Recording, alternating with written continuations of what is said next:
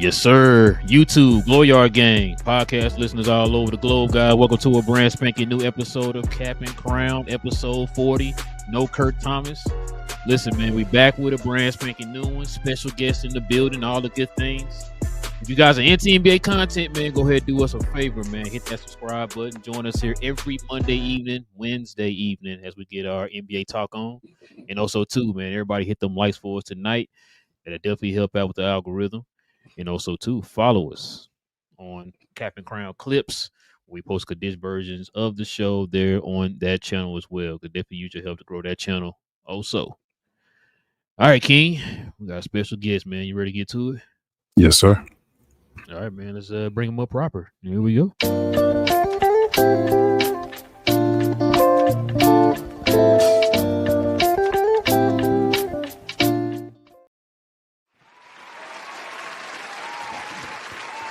Yes, sir. We got the slightly biased in the building. That's right. Yes, sir. I love the intro graphic. Yes, sir, man. How you doing tonight, man? Oh, I'm doing just fine. This is the dog days here of the off season, so Yeah. This disappointed the time, man. Disappointed time when people start making up stuff. Yeah, for sure. Video of people saying crazy stuff, but listen, man. Like we said, man, we're glad you're here with us, man. Got some mad questions to give to throw your way, and hopefully you can answer for us, man. So let's get to it here, man. First off, man, overall, what you think of the Mavs overall off season this season slightly? Well, I mean, if you count the draft, I'd say the Mavericks probably had the best offseason in the NBA, all things considered, just because, you get Cooper Flagg for a team that was staring down the barrel of, I don't want to say irrelevancy, but, dark days were ahead for the team in a lot of ways. So to get Cooper Flagg and have that spark plug for the next, I don't know, I mean, hopefully decade plus, is literally saved the franchise in a lot of ways. So from that perspective, I think they had probably the best offseason in the NBA. Now, in terms of like, what did they do as a team beyond winning the draft lottery? Nothing too crazy, but I think that's probably for the better. What would they have done if they didn't get that number one overall pick? I don't know really, but yeah, I mean, all in all, I think it's a really good offseason. Like if you just look at who they brought in, who they lost, and their direction moving forward, I mean, it's hard not to be happy about it at the very least. Well, let's get the elephant out the room already. I actually found out about the trade slightly, seeing your video. Actually, I clicked on YouTube. I was coming home from I think watching the Royal Rumble WWE, and I clicked on YouTube and I went across and it said Luka Doncic has been traded. Like on your video, and you're damn near crying on there, and I'm like, whoa, what is going on here? Yeah. So I say all that to ask you, are you completely over the trade yet? And if not, like, I guess when will you be? And if you are, like, when did you feel like, was it the Cooper Flagg thing that made you kind of get over it?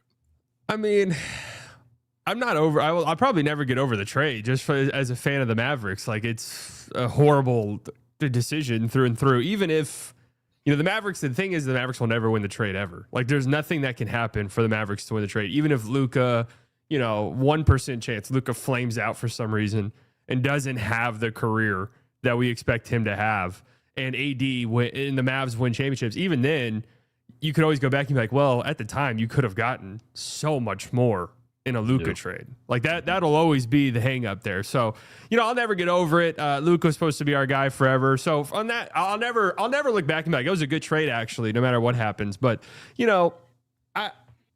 I'm a Mavericks fan through and through. I'm born and raised in Dallas, lived here my whole life. So, I root for the team, and I didn't get over it. I'm still upset at them. It'll be annoying. I'm gonna tell you that right now. And when the Rangers, when the Mavericks have like a 2-week stretch where they're 3 and, where they go like 1-5, it's going to be horrible. And it's just going to be all anyone can talk about. So, I don't think I'll ever get over it, but I mean, I'm excited to see Cooper Flagg. You grow a connection with all the players on the team. It's not just, I had a connection with Luka. Like, I love PJ Washington. I love Kyrie Irving. Grew to love Najee Marshall. We'll grow to love Cooper Flagg. We'll grow to love Anthony Davis. So you have connections with all those guys and you root for them. But I mean, it's tough. It's still going to hurt. Like stacking up against the West right now as the team is constructed, where do you see them falling in that pecking order? Good question. I think for me personally, and people will get upset when I say this, but it is what it is. I think, probably 6 seed. Like if that were to be how they finish the season, not a play-in team, playoff team, I think I'd look at that and be like, all right, that's solid. They had a good year, right? Like, sure, they could. I'd say maximum ceiling, like a 4 seed, personally, would be my maximum ceiling for them, just regular season wise. But they don't stack up against the Thunder, who are far and away the best team in the NBA. They don't stack up against the Nuggets, in my opinion, with the best player in the NBA, far and away the best player in the NBA. And then I think the Rockets are even, just a much better team on paper. But then you get to that next group of West teams, and if everything breaks right for the Mavs and AD's healthy and Kyrie comes back and is like 70% of what he was last year, and Cooper Flagg's a top 50 or 60 player, yeah, they could be the 4 seed. I don't see why not, honestly. But a lot would have to go right for them. Okay. I'll ask, what's your expectation for Cooper Flagg this year, and how much did you know about him before the draft? Well, I mean, I don't watch any college basketball really until March Madness, so I knew he was good. I obviously I knew of him, right? I knew he was a beast, and I would see clips and stuff, and I'd be like, man, this guy looks really good. And then obviously the Mavs won the lottery, and I start watching around the conference tournaments, just throwing on and stuff, and he looked unbelievable. Obviously, he had the incredible March Madness run, the incredible game against Houston, even though they lost, the amazing game against Arizona. And then the Mavs win the lottery. I go back and watch these games. Yeah, I mean, I don't see. I never want to put this in the universe. I don't see a bust potential whatsoever with Cooper Flagg. Like, he just seems like such a good, complete player.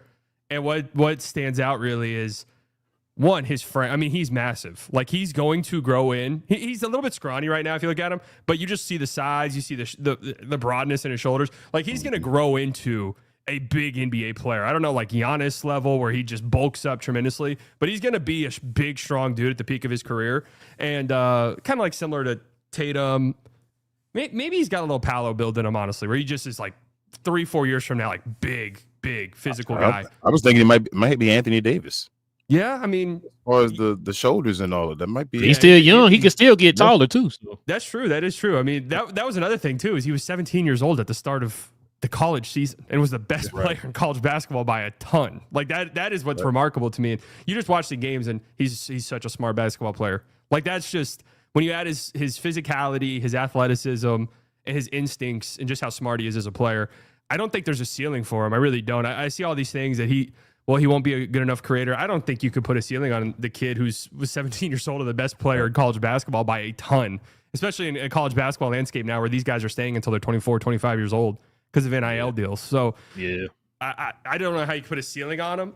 I've seen people be like, well, Siakam is like the highest. Like, dude, Siakam's probably making the Hall of Fame. Like, if that's like what we're talking about is like Siakam or the floor for Cooper Flagg, that is pretty special stuff. So I'm super excited for him. I would tell people to lower their expectations rookie year, just because there are some stuff in his game that I think will be, there'll be some rough patches. He won't be as good as a rookie as Luka. Like, I would just completely take that off the table right now. Like, if that's what you're expecting, you'll be disappointed. But he's going to be a really impactful player. I'll say that much. He'll be better defensively too. Yeah, I mean that I would hope so. Like that would be pretty bad if not.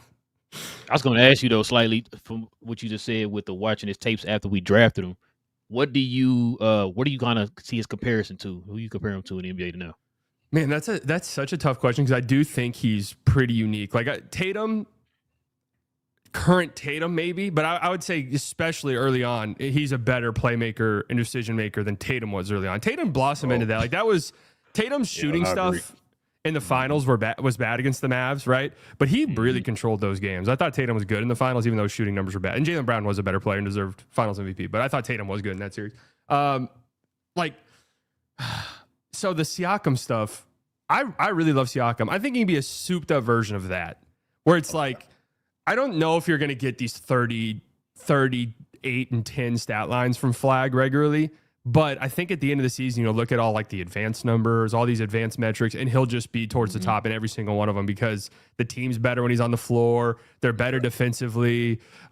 He just makes his teammates much better. Like, I think I don't know if he'll ever be, I don't know if he'll ever be an MVP player, because I don't know if he's capable of producing those raw stats really.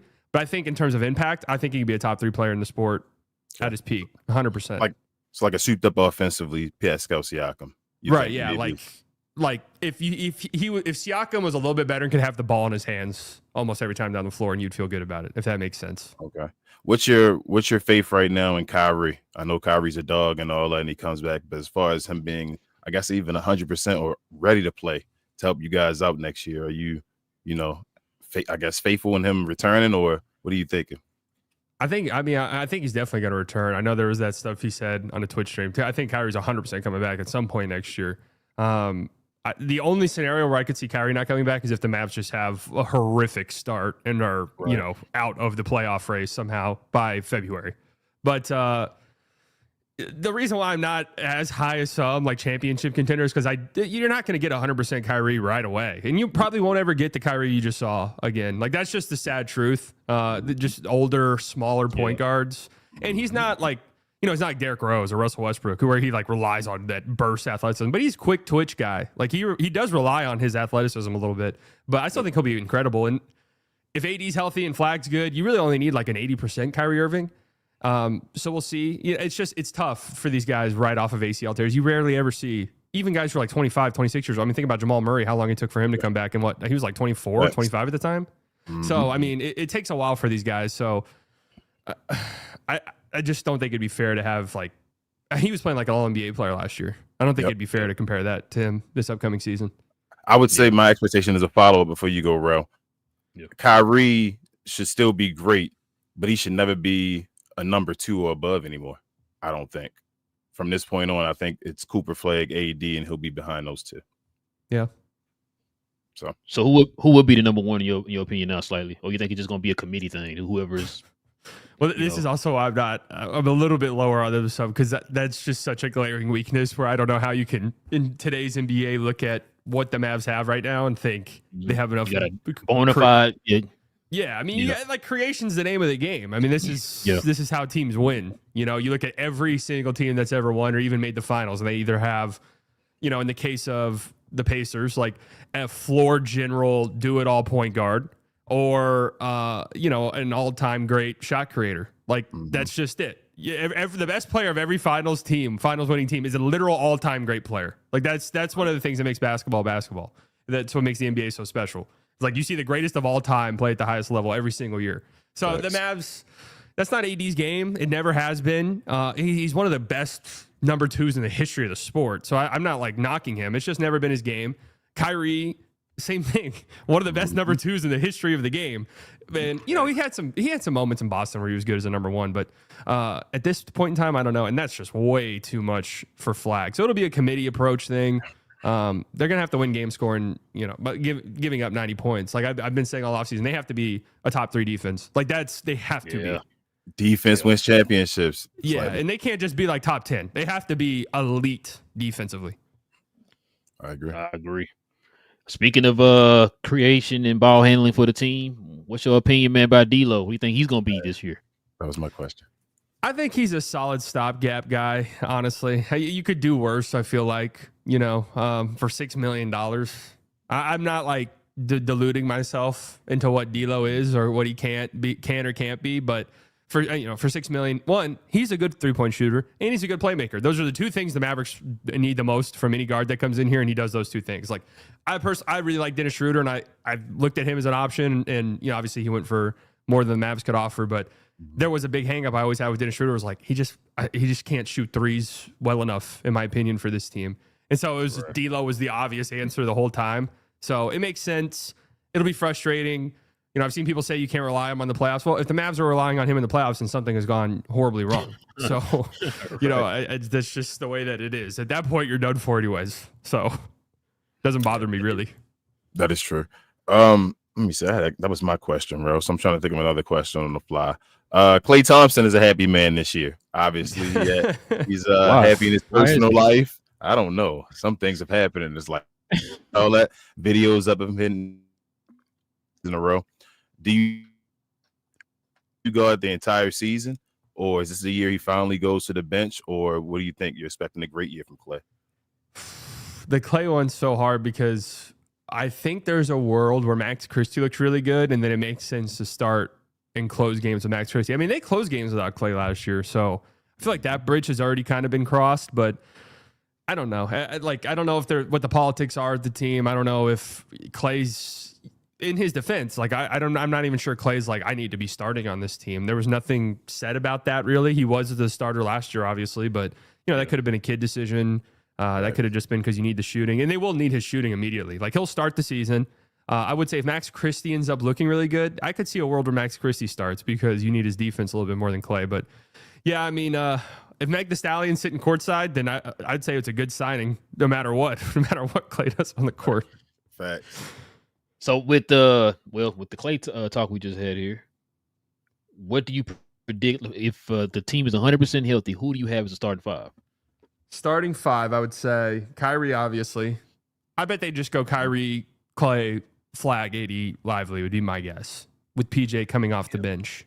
I think they'll start Flagg right away. And hopefully it doesn't reach a point where you feel like you need him to come off the bench. But PJ's came off the bench in Charlotte. Like, I think that's fine. I think that gives you some interesting lineup stuff. I think the case with Kidd, and we've seen this in the past, I don't know.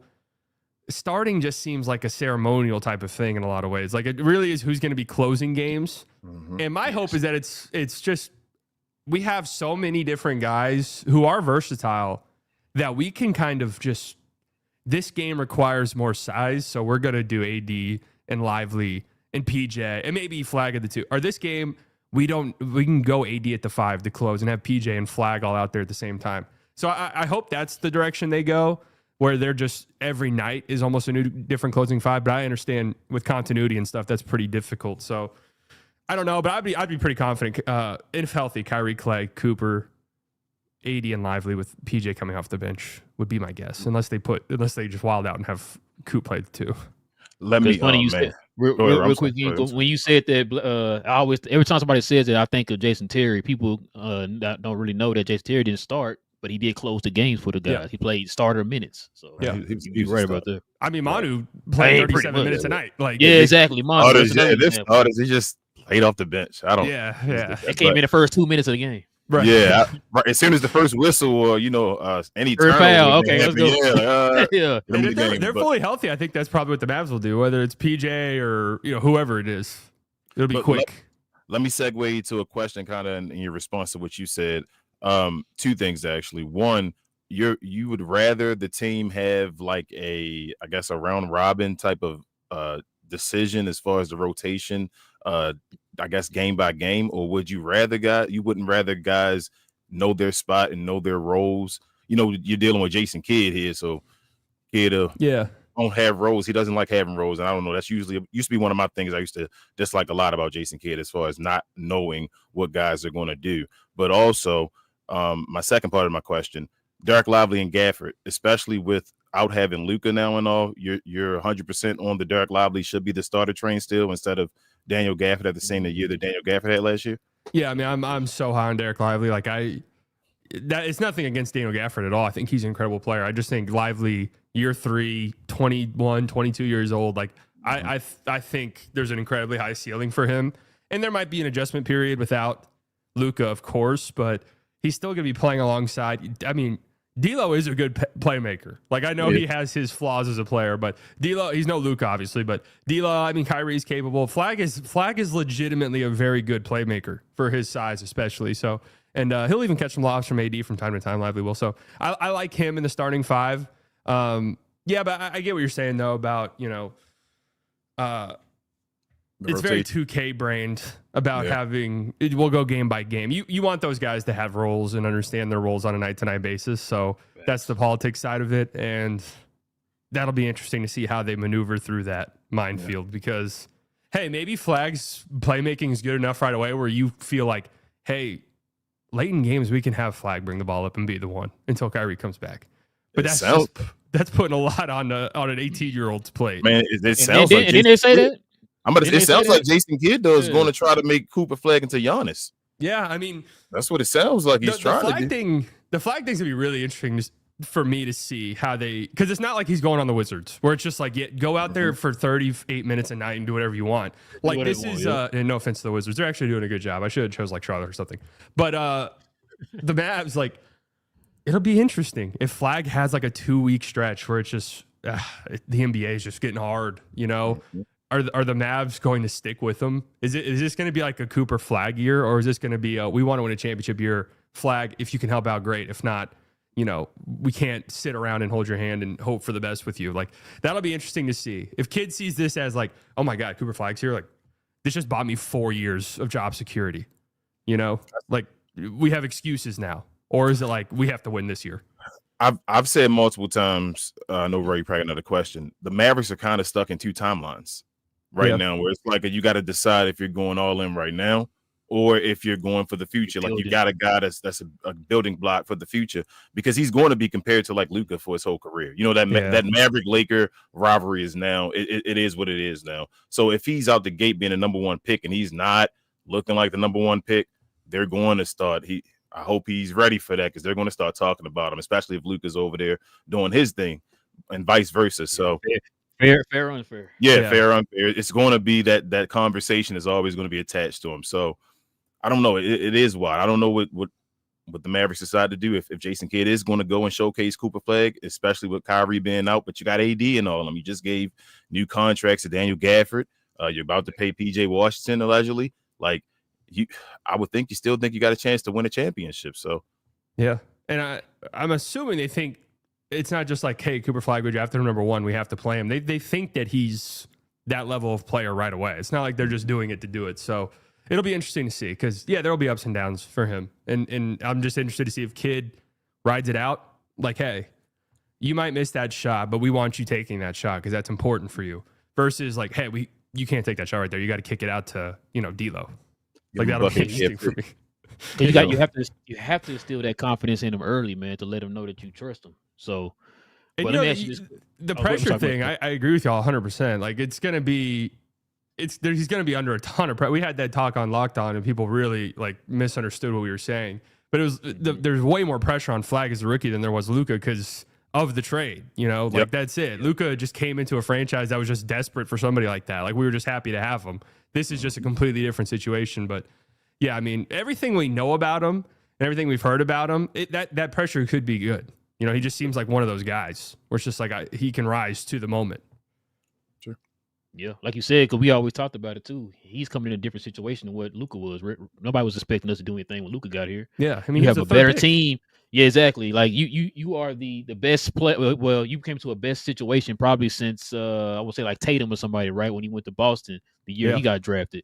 You got a team that's already ready right now. You just kind of fit in your role or whatever. But let me ask you this though, because we've been hearing, of course, Cooper Flagg all season.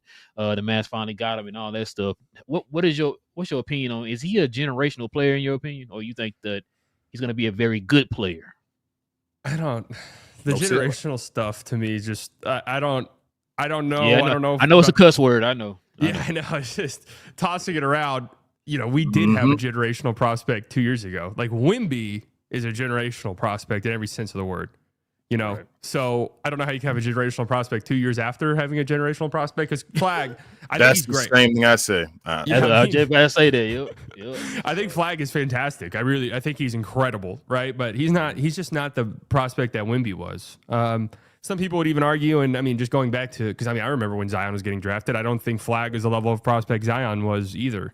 So yeah, I don't know about generational or anything like that, but I mean, he's incredible. He's drafted number one overall, like consensus number one pick. I didn't see a single argument for anybody. And I think Dylan Harper is fantastic, but there was never like a moment where it was like, man, maybe there's like a Dylan Harper. Like, I didn't see anybody argue that. So I think he'll be fantastic. Yeah, but I just think generational's pushing it. I'm the same way. Like, the most misused word in sports, man. Everybody's generational now. Two misused words in sports are generational and superstar. Yeah. That too. Both of those. They overuse it as far as that. And I hate it. But let me see. Cooper Flagg, I had a question as far as that. If he's not are you guaranteeing he'll be the best player out of this draft, though? Will you go there slightly? I mean, right now, I'd say I feel pretty confident he'll be the best player in the class. Yeah, just because of all of the things he can do. Just scales so well in the modern NBA to be his size with his playmaking and his feel for the game and his, scoring flashes that are there mixed with the defense and stuff. Like, he'll just be a player that you can put in any lineup, and there will never be Well, we have to have that. Like he can play any type of lineup, right? So, so he should be basically the best player. Yeah, I mean, he got drafted number 1 overall. So I would say, Sure, you hope he's the best player, but these things happen where sometimes you look back at drafts and it's like, oh, that I guess that guy wasn't first. Even in loaded drafts, like who knows? Dylan Harper could turn into. You sound just like me, man. You never know. The 13th pick could be a guy that wasn't looked at in college. That's why I say I don't pay attention to college as much, because you never know. The way college game is played is completely different from the NBA game, and you can have guys like Kawhi Leonard later on in the draft that you never thought would be that guy, and then you see him, he comes to the league and he's Kawhi Leonard, and you're like, damn, he didn't go number 1. So, and that was Kyrie's year or whatever. So that's why that's why with Flagg it's exciting, because Duke did use him in a very modern NBA way, where it was like they're going to have him set screens, they're going to have him get ball screens and run the pick and roll, they're going to have him post up. I mean, they used him in a ton of different ways. So that's one of the most encouraging things. Was it's like it wasn't some gimmicky college thing where it's like, I don't know about that in the NBA. Like everything he did should translate really well. So that's what I'm excited about. But yeah, I mean, like Cooper Flagg could be a Hall of Famer, but Dylan Harper's ceiling is like legitimately 30 points a game, 12 assists a game. Like that's the level of player he could be. And if he achieves that, then it's just like, hey, I mean, that's one of the best players in the history of the sport. There's nothing wrong with being number 2 then, but anything can happen.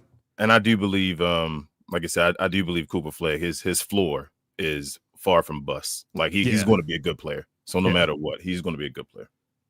Yeah, that's what's really encouraging. I was saying too, slightly, he might need to watch some film on the guy whose jersey I got on, man. Watch some Dirk.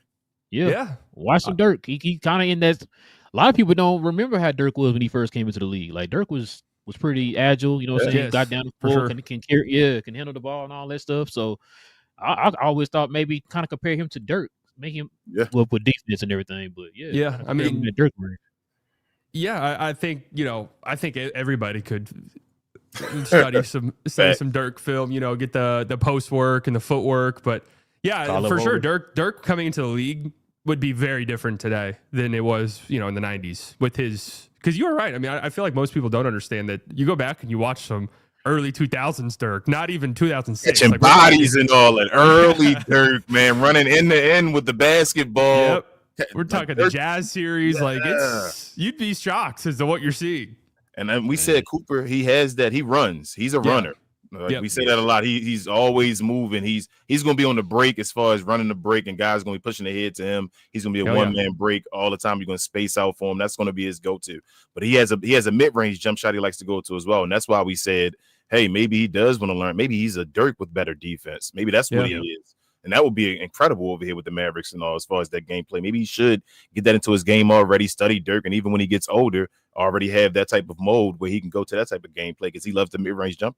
Yeah, I think Flagg's going to be a mid-range assassin. I do not think it'll be right away, though. I think it'll be a couple years when he gets stronger and he can just use that body, similar to how Paolo uses it from time to time, where it's just, I will just bump you to my spot. I don't even have to go deep into a bag or anything like that. I can just put a shoulder on you and bump you and you get enough space. Like, I think you'll see that because that's a move he goes to. He went to a bunch in college and, the efficiency is bad. Efficiency mid-range is always horrible with college guys. Like, I don't even bother looking at it really.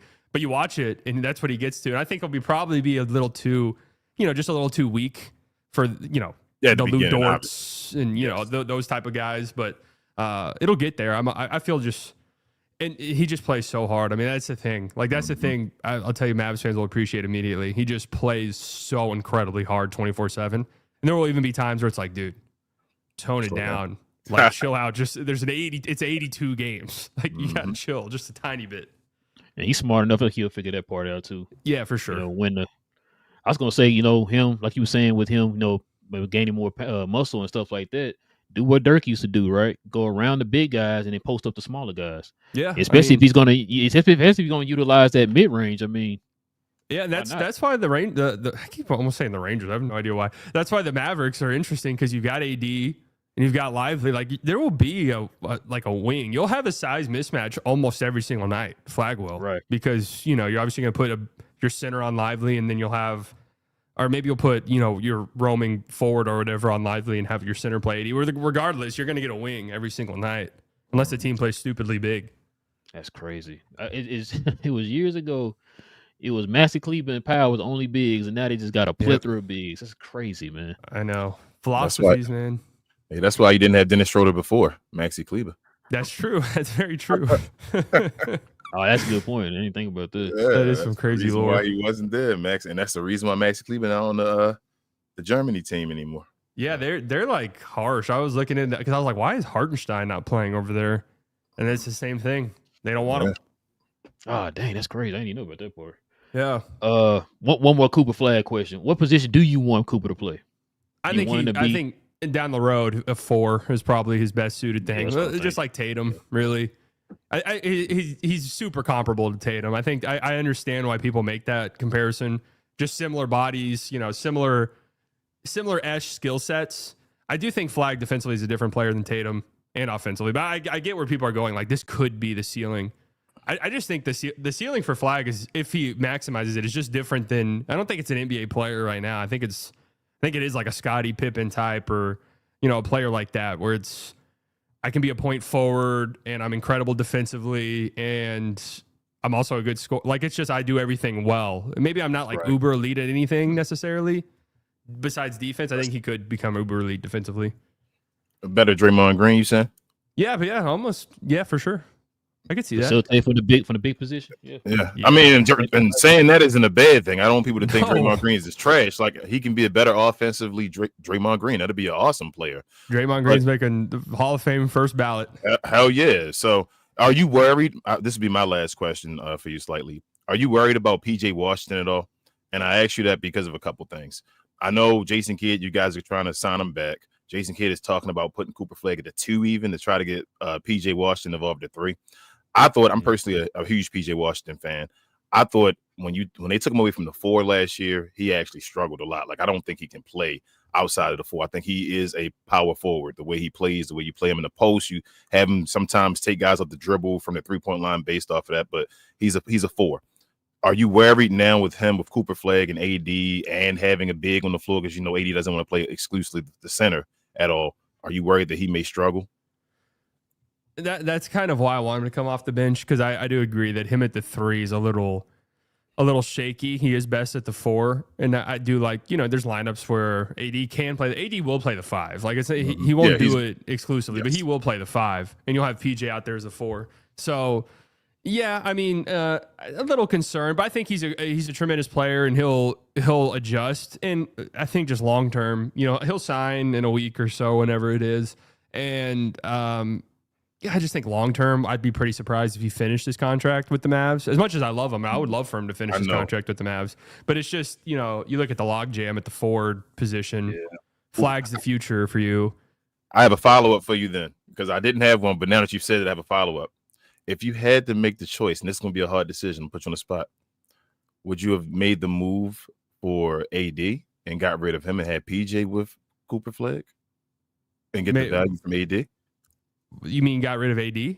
Yeah, as far as, and just keep PJ, let him grow with Cooper Flagg. Let that be your lineup, because we already know PJ can be a finals level. He's close to the timeline too. Yeah. He's a finals level power forward. You got Lively or Gafford along with that, with Cooper, Kyrie, and all that. At least, would you have made the move to try to get assets for AD to make that timeline where it's kind of like I don't know.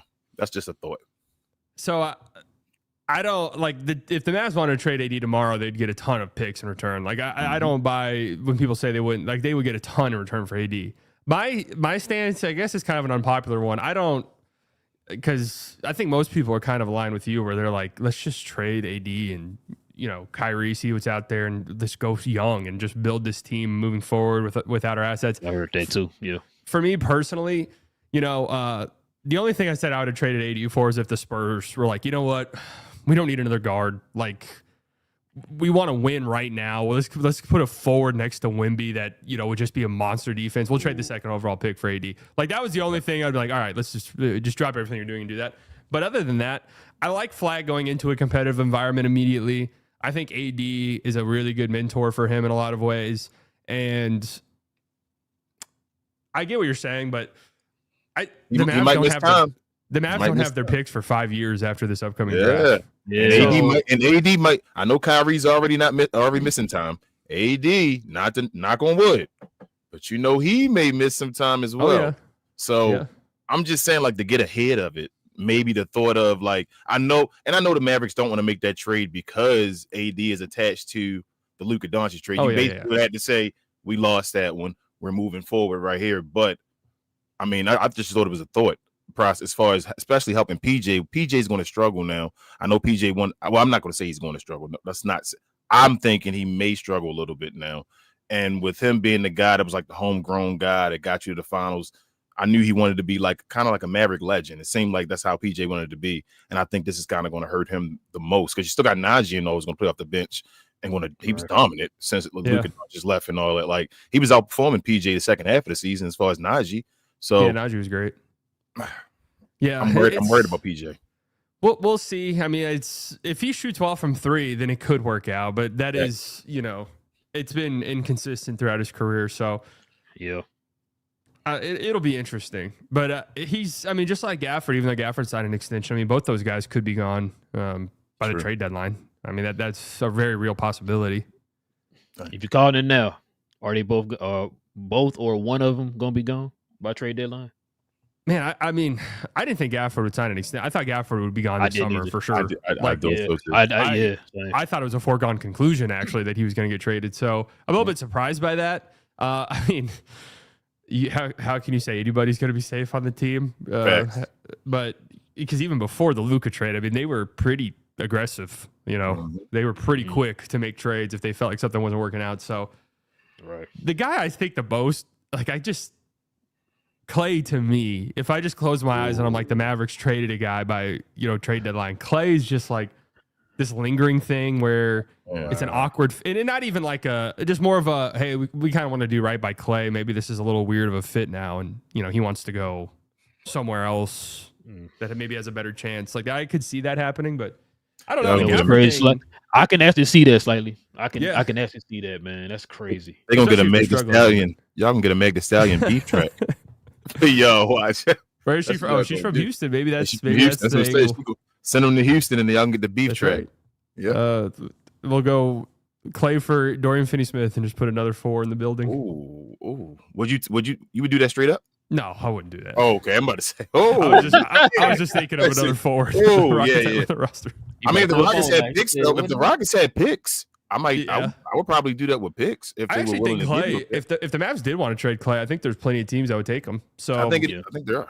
I don't think the Mavs have anybody. You got a pretty good contract, 2 years left. I mean, yeah, his contract's not bad. I see people talk about his contract like it's like untradeable, and I think that's very incorrect. I don't know if you'd get like a good first round pick, but you'd get something. Man, the Nuggets just got Tim Hardaway Jr., so somebody will get. Yeah. Dude, I mean, Duncan Robinson just made $60 million again, like on a different team. So, like that was considered one of the worst contracts in the league, and he just basically got the same exact contract again. Like, shooting is very important, and like even with Tim Hardaway Jr., man, like Luke Kennard. Luke Kennard just made more money. I mean, he hasn't really been good for years, so I mean, these guys will always get a chance. And say Davis Bertans. Davis Bertans, yeah. I mean, if you're a guy who could shoot 8 threes a game at 40% at any point, a team, you will be in the league for probably 3 to 4 years longer than you should. You should be, yeah, exactly. Yeah. Oh man. All right, man. You want to get some of these questions, King? Yeah, let's get to that, man. My bad. Let's go ahead and stop real quick, man. Show some love to a couple of partners of the channel, man. This I Was Told segment is brought to you by the folks over at FANATICS. FANATICS is the world's largest collection of officially licensed fan gear from all the leagues, teams, and players you love the most, including WWE. You can earn fan cash to redeem them in your orders, jersey protection for when your favorite player is traded or changes teams. They also have an unrivaled selection of authentic fan gear and FANATICS exclusives that are only available on the site. So if you need some merch and are interested in helping the channel, scan the QR code on the screen or follow the link, which is always in the description. Yes, sir. And let's go ahead and show some love to Playback. Thank you to our friends over at Playback for this segment. Pause. If you're tired of the national media and the annoying ways they sometimes cover sports and other events, give the Glow Sun Production channel on Playback a try. We cover new and old school basketball, wrestling, and geek culture. And just recently, we've added boxing, mixed martial arts, anime, and even video gaming. So if you have time in your busy day, give our channel on Playback a look and check out some of our replays while you're at it. Another special shout out to our favorite at Playback. Back to the show. All right, Put all man, the let's ads get in these- there. Nigga skip know, past right? this when you replay. Yeah, let's get to the question comments, man.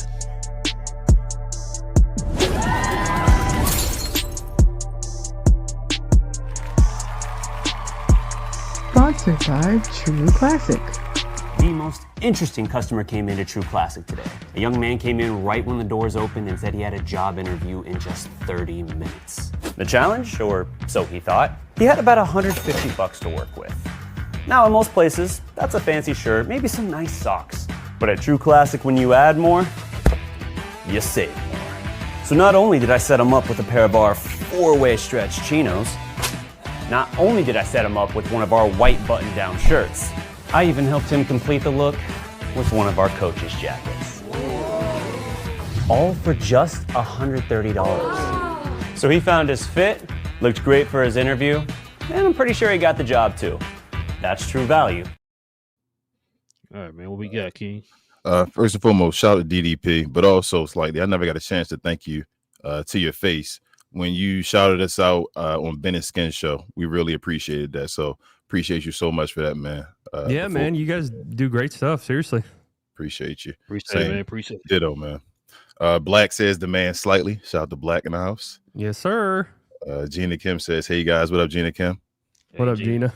Let's see. We got Melissa in the house. She's a Glow Yacht member as well. Gina Kim was as well. I'm sorry.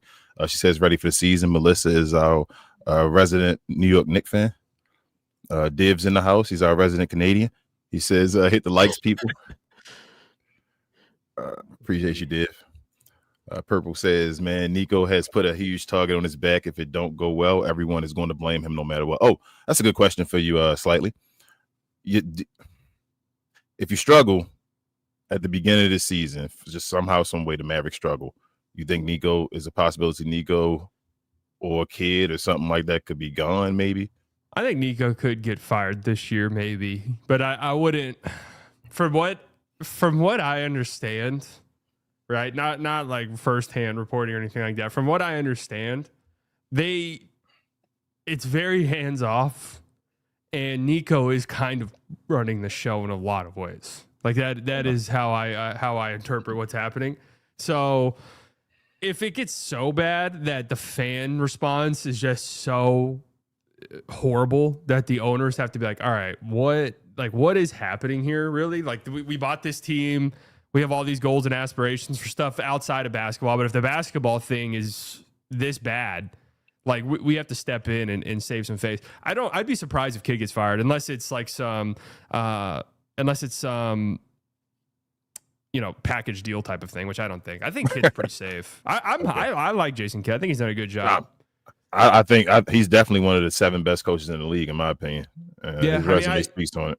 I wouldn't call him a great. In my opinion, it's like if you have a great coach, that's probably important. If you have a terrible coach, that's probably important. Everything in between, I really don't think matters much. So I don't think he's a great coach necessarily. I honestly don't know how many great coaches there are in the league, to be truthfully honest with you, who like can change a team situation by themselves almost. I don't know if I honestly don't know if one exists.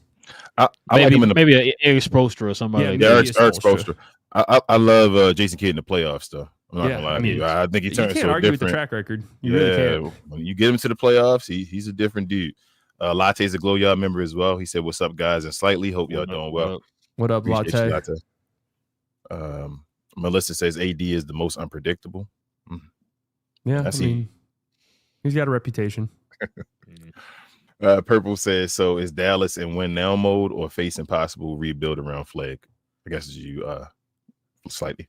I mean, they're in win now mode for sure. They just happened to win the lottery. Like that's just what happened. You know, that they were going to get the 11th overall pick and who knows what they were going to do. But, you know, I think they didn't do anything this offseason to hint at them being like, all right, this is Flagg's team and we're going to be young moving forward. They also didn't hint at anything saying they're like, you know, they didn't do the KD trade. They didn't do the, the LeBron trade that I don't even know if it was real or not, but you know, it's funny because I sometimes people hit me up and sometimes they're right. Like I had somebody hit me up a week before the Luka trade, crazy as it sounds.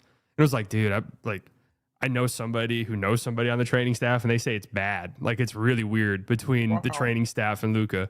I was like, like, you hear stuff like this from time to time. Then it ended up somebody hit me up about Kyrie signing like an hour before it happened, and then it happened. He's like, hey, Kyrie's about to sign, and then he also hit me up, was like, yo, LeBron wants traded from LA for sure. He wants traded 100%. Oh, I believe y'all could have got LeBron if you really, Yeah, if it really would have came to that. If LeBron somehow would have got bought out, he would have been a Maverick. Absolutely. I actually agree with that, honestly. Absolutely, he would have been a Maverick. It would have been hilarious. Yes, it would have. Salam says trade AD and fire Nico. Jeez. Hey, I feel like that's what kind of the majority wants. Yeah. Purple says Klay looks distracted to me. LOL. Jeez, Purple. You think he looks distracted? Oh well, we'll see how this summer treats Klay at the court. Salam said who wouldn't be distracted with all of that. Understood. That's what I said. I understand. Yeah. Think about that for a second. You distract. Oh, you know what? Yes. Yes. And I was gonna say about Cooper Flagg though. This could be a Tim Duncan situation. I mean, Cooper Flagg is. I mean, example. Within the first 2 years, it's probably since Tim Duncan the best situation a number one overall pick has gone to. Because if Kyrie's back next year to being, you feel me, like Kyrie Irving and all, and Cooper Flagg's a second-year player, the way he already has seen that he, as far as develops quickly, as far as his development on the floor, because he's in the league at 18 years old already. Yeah. So, I mean, it could be a second-year situation. Could be. Purple says this is the most pressure for a number one pick that I can remember. Nah, I don't think Cooper has. I don't think Cooper has as much pressure as not a LeBron. I don't even think Zion. Cooper has as much pressure as Zion. Yeah, it definitely have more than LeBron. For the fan base, maybe. For like the Mavs fan base, national media and stuff like that. No, I think pretty much everyone would understand that he's in a weird situation for a number one pick. So if his numbers aren't that big, I think it'll be kind of understood why. But yeah, for sure. LeBron. I don't know if anyone will ever touch LeBron in terms of number one pick with pressure. Just players in general with pressure. Yeah, but honestly. Cooper Flagg's in a situation where he's not expected to be the best player on the team as the number one pick right away. Yeah, and that usually doesn't happen. Like even Tim Duncan, maybe. I guess they would think David Robinson was still that dude, but Tim Duncan kind of showed right away, especially by his second year. He was that dude in the playoffs. He was the best player in the league, damn near. And second year, that lockout year, or whatever. So I don't know. Maybe Cooper Flagg. I really think if Cooper Flagg is that guy, though, within the next, you should be able to see the generational, whatever it is they see within the first year, the flashes of it. Yeah, and then if he's that guy within a few years or whatever, he should be the number one for the Mavericks. I mean, he should be. Yeah, that's fair. 100%. He is the number one draft pick. Purple says, I predict Gafford and PJ and the Lakers go before the trade deadline. Ooh, that ain't happening. Yeah, I'm about to say I don't think they have enough. What they give? I mean, what do they have to give to the Mavericks for those guys? Jackson Hayes. There's maybe a Reeves angle, but this not. Ooh, you would take Reeves over them? Slightly? Yeah, for sure. I would do that trade from the Mavs, 100%. Oh yeah. He would have to be thrown to trade for sure. Yeah, he would have to be, but I would rather have both of them than Reeves. That's really? Yeah, I am not that high on Austin Reeves. I think Austin Reeves' best position is a sixth man of the year, but they do not want to go there because he's getting that Laker hype, kind of like I always compare it to the THT though. Like no, not saying he is THT. I'm not saying he is THT, but you know the way. Yeah, remember how they had that THT is the guy I won't trade THT and all that.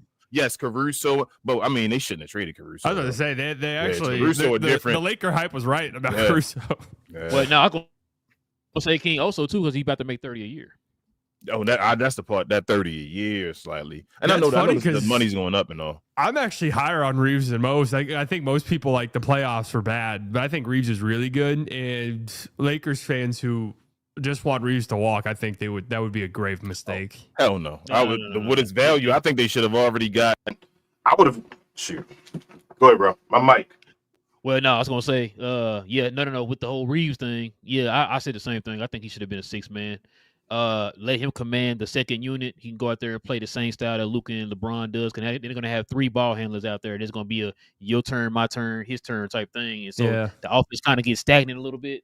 So let him come off the bench. So let him come off the bench and be that same type of impact off the bench. But Yeah, plus, if assuming LeBron's gone next year, I'd pay him $30 million to be my starter if I'm the Lakers. plus I don't like him with Luka. I don't like him with Luka because of their deficiencies defensively.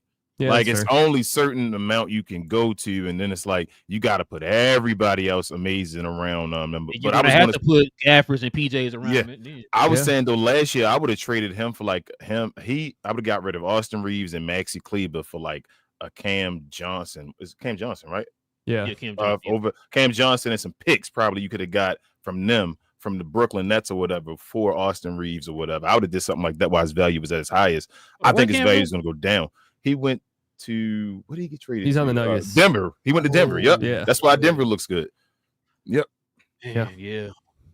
Hold on. Cam says, I'm sorry. Cam says the only way I see any of those dudes getting traded is for one specific player, and that might not even happen this year. So it's best to stay put till Kyrie comes back.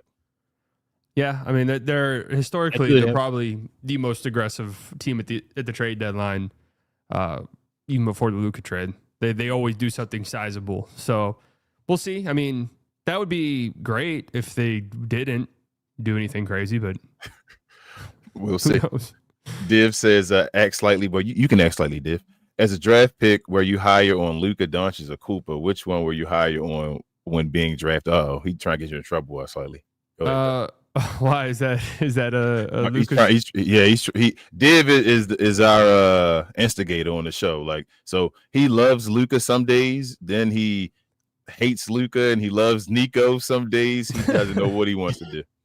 I mean, I'm not like a super into prospects. I will say though, I was so incredibly high on Luka, and I remember vividly getting into Twitter arguments like when I had a different Twitter account with Dallas media people. But I mean, back whenever I wouldn't like tweet, I would only reply. I wouldn't actually tweet. I was one of those guys, and I would just be like, Luka is the guy the Mavericks absolutely need. So, who was I higher on? It's hard. I mean, I wasn't like doing stuff that I'm doing now back then. So I wasn't looking at Luka with that much, intent the way I look at Flagg. But I mean, I thought Luka was going to be incredible, and he was. So, I don't think Flagg will be as good as Luka rookie year. Full stop. Like, I don't think that's even in the cards or even really a possibility. So if that answers your question, but honestly, I don't really remember exactly how I felt about Luka as a prospect. It was so long ago at this point. I wanted Trae Young slightly. I know. Yeah, I love Trae too. I mean, I just remember everyone wanted Mo Bamba. That's all I remember. Yep. Everyone kept talking about Mo Bamba, and I was like, Mo Bamba sucks, man. Because I was at Texas Tech at the time, and I was working for the paper. So I saw their games and stuff in person. And I was like, dude, Mo Bamba is not it, man, at all. He's horrible. Oh my God. Ruggs, we dodged a bullet. Yes, Ruggs is a Glow Yard member. He says, I'm so glad to see y'all, gentlemen. So ready to get the season going. Praying for TGK to come out of his spiral. We still here going strong. Yeah, Ruggs. Appreciate you always, Ruggs. TGK still doing Laker stuff? Man, I don't know. TGK, he just a little depressed right now, I think. Cam says Klay looks distracted. Where? Yes. He says, nah, they can keep Reeves. No way I'm giving up PJ and Gaff for that. I mean, I'd do that trade. I just would. I'll be honest. My goodness, man. You would definitely be in the trade. Yeah, Salam says if Lakers get Gafford and PJ, Giannis better be in the Mavs green somehow in the three-way trade.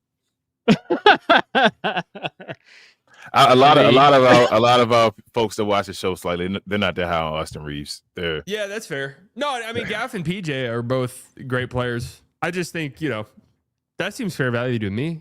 Austin Reeves for those two. Ooh, they wouldn't do it though. I promise you that. Purple says at least a PJ Washington rejoin with Luka and Pelinka has to owe Nico a favor, right? Just kidding. Yeah. G2 says, what's more likely, Nico getting fired this season or White Xmas in Dallas, Texas? The way the summer's been here, I don't know. Maybe the White Christmas. Might get the White Christmas this year. Yeah.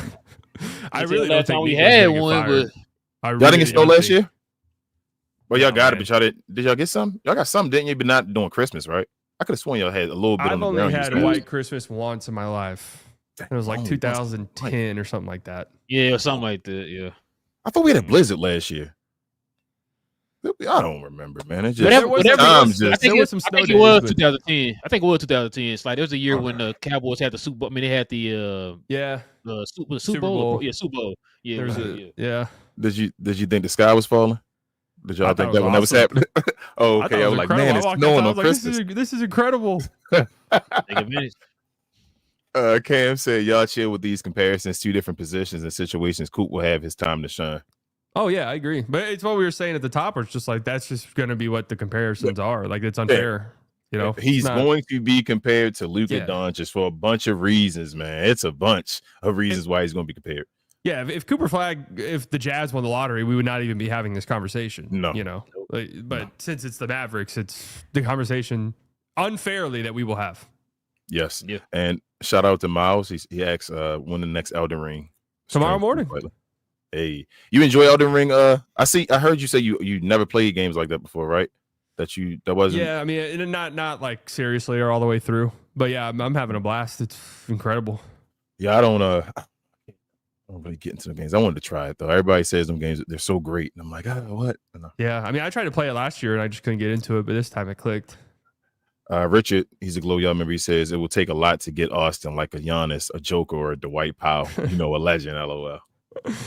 No, but he's actually right though. The Lakers wouldn't trade him unless it's for something stupid. That is so wild. That reminds me, not this extreme, but remember when the Clippers didn't want to give up Terrence Mann? That extreme. Yeah. No, it's not that extreme, but remember that type of stuff where it's like, bro, you can get all. It was somebody I just sent to you recently, bro, and they were like, they're not trying. Bobby Portis, wasn't it, for somebody? Oh yeah. On Milwaukee, and it's like, what? Bobby Portis? What is? Okay, but yep, it is what it is. You said Giannis about to be gone. Is that what you said? Yeah, Giannis gone, but that is what it is. I think Giannis was probably the last year in Milwaukee. I say trade deadline. I'm going trade deadline slightly. Because I December. think he's a free agent in not this summer, next summer. Or not like next summer, but the summer after. Yes. If he makes it to next year, he would have to guarantee somebody. He would have full leverage because he would have to guarantee somebody that he would sign there. So Milwaukee would basically get nothing for him. Well, I don't want to say nothing for him, but they wouldn't get the most because they would have to get rid of him. I honestly can't believe he didn't want out this year. Yeah. I thought for sure that was going to happen. That they're saying that has a lot to do with him not playing right now for Greece. Really? Yeah. So I mean, we're gonna see. That would be shocking if he got traded now. Yeah, that would be. I think that'd be breaking news. Oh, that'd be crazy. But yeah. Listen, guys, we definitely appreciate everybody, man, joining us here again for another episode. We thank Slightly for joining us tonight, man, talking Mavs. Yeah, thanks for having me on, boys. Yes, sir. Listen, if you guys are brand new to the channel, man, I see a lot of people watching us on Twitter. Come on over here to the Cap and Crown channel. Hit that subscribe button. Join us here every Monday, every Wednesday, and we talk about all NBA topics. We still got more guests to join us here on the show, guys. So you guys can join us here for those. Also, too, if you guys want to become a member of the channel, like you saw some of the people that King talked about, hit that join button next to the subscribe button to become a member of the channel. We have shows every Friday morning for the members here on the channel. Can you want to tell them about who we have to have on this Friday? Oh, hopefully, fingers crossed, for the first time. He's already a friend of the channel, but we should be having Kirk Henderson on the channel, y'all. So shout out to Kirk, man, from Pod Maverick. So hopefully he can join the show on Friday morning. Oh, yeah. Might have that. So you guys just go ahead and subscribe. Look at them. Hold on, before you go, bro. Look at that, Maverick fans. They get so mad at us. But go ahead. I'm sorry. I gotta stir the pot, huh? Listen. Also, too, follow us on our other channel, Cap and Crown Clips. We post the short condensed versions of this channel, or should I say, the shows on that channel. Also, too, follow me tomorrow, as a matter of fact, on Cuz We Geeked, where we talk about all things in the geek culture involving movies and television. I don't know what we're talking about tomorrow yet. We'll find out tonight. We'll probably talk about some more Superman news probably came out. We'll probably talk about that. Peacemaker's coming out here in a few days, so we're going to probably talk about that and some other stuff. But join us over there, man, on Cuz We Geeked. Kings, or anything else I'm forgetting? Share, more share, guys. A like is the same as a share. Appreciate y'all helping us out with our goals. Also, follow me on We Talk Combat, so we talk all things combat sports and entertainment. We have shows every Sunday. Myself, Queen, BH, and Travis. And other than that, y'all, appreciate y'all for the show tonight. Appreciate you slightly. And the floor is yours. Most folks already know you and know where to find you, but please let the folks know what you're up to, what you're doing. And we'll end the show with that. YouTube.com/slightlybiased. Twitter at Bias Slightly. That's it. All his info is in the description as well. We put all his information in the description. Yes, That's sir. the only place it's worth following me, really. Yes, sir. Listen. I'm elsewhere, but not really. Listen, guys, like I said, we will be here on Wednesday. Y'all follow us here. We'll be back Wednesday evening. Same cap time, same cap channel. No cap. Cap and ground.